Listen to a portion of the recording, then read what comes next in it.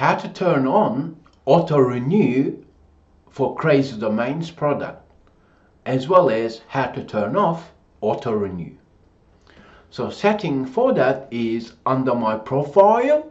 So simply press on my profile when you log into your Crazy Domains account.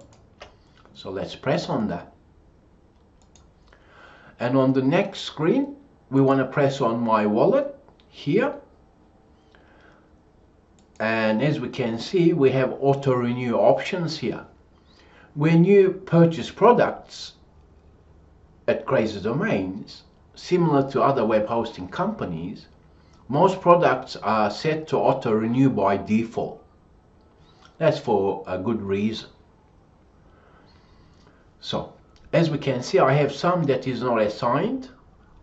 I can turn auto renew on, or I can press on the ones that is already using auto renew. So these are very important.